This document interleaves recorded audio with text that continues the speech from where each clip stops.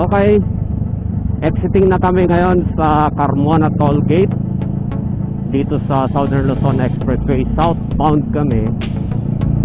Pupunta kami sa Padre Pio Shrine dyan sa Santo Tomas, Batangas, para mag-attend ng misa. So check namin yung mga schedule.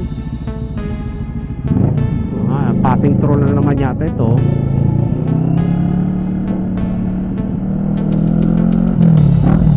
Okay, today is January 19, 2025.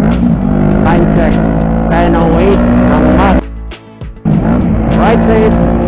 Good morning Philippines, good morning world. This is Tony Moto TV. On our way to Padre Pio Shrine dyan sa Santo Tomas, Batangas. First time namin pupunta dyan. Nasa expressway na tayo, sa Southern Luzon Expressway. Good weather. Okay, let's go. Bye. Shout out.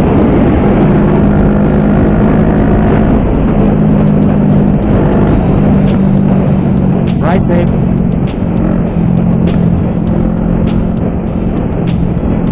Balikan kayo na lang later kapag nandun na kami sa exit ng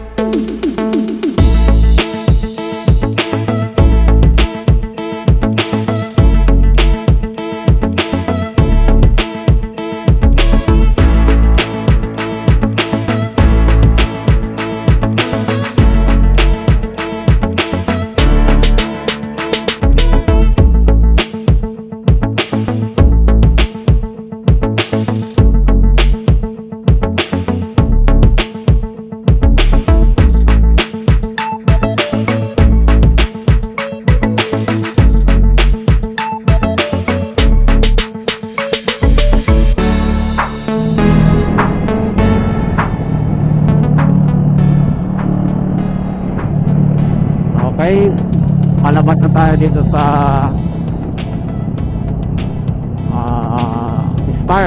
Star Expressway. Star stands for Southern Tagalog Arterial Road Expressway. Exiting dito sa Santo Tomas, Batangas. Time check 10:25. Alas 11 na. Hinahabol namin yung misa na 11, kung may 11 na misa.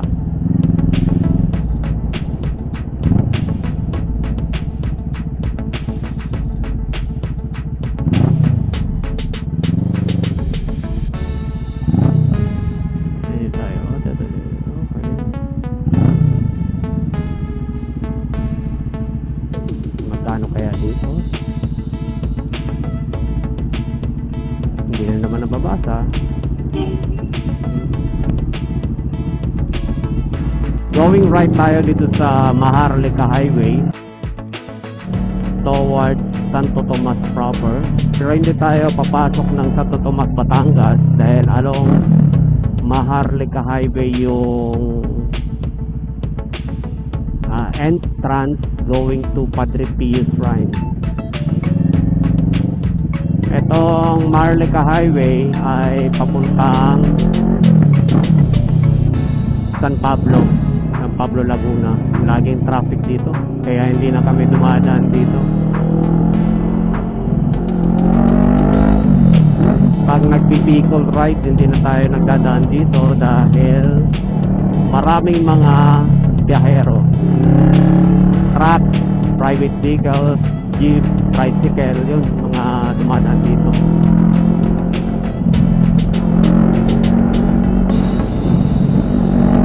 Medyo makulimlim ang kalangitan. Maganda rin yan sa travel natin kasi tanghali na. Dito na tayo sa famous na stopover ng mga siklista, Santo Tomas Landmark yan. Welcome to Santo Tomas, Batangas, time check 10:29. Shoutout sa mga tropang Team Kambing na nag-overnight dyan sa bahay ni na Paco Motovlog dyan sa San Antonio, Quezon. Shoutout kina Paco Motovlog, shoutout kay Itim Langgam, shoutout kay Brother Rolly, shoutout kay Brother Jenny at kay Sister Beth, and shoutout kay Brother Nard. Okay, ride safe kayo sa inyong biyahe pabalik ng Manila. Kami naman ay papunta dito sa Santo Tomas, Batangas, sa Padre Pio Shrine dito sa Santo Tomas, Batangas. Okay, ito ang second na rotonda dito sa Santo Tomas. Dalawa kasi ang rotonda dito eh.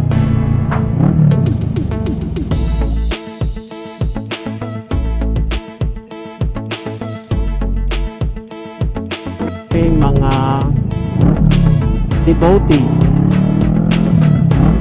ni Padre Pio. Sunday ngayon, so asahan natin ang traffic yan sa intersection. Lagi naman traffic dyan eh, kasi wala siyang traffic light.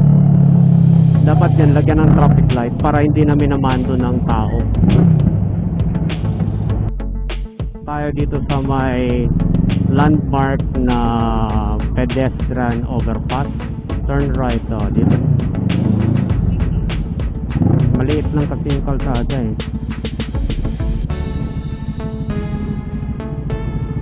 Okay, traffic dito sa main road going to the Padre Pio Shrine.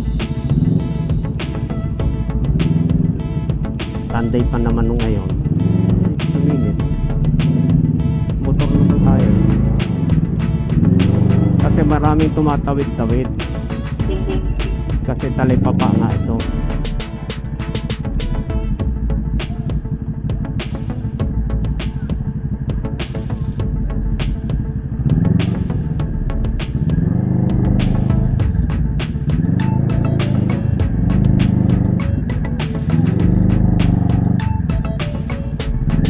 Ba't baliktad? Traffic dito sa entrance ng Padre Pio Shrine. Okay, balikan kayo later na lang.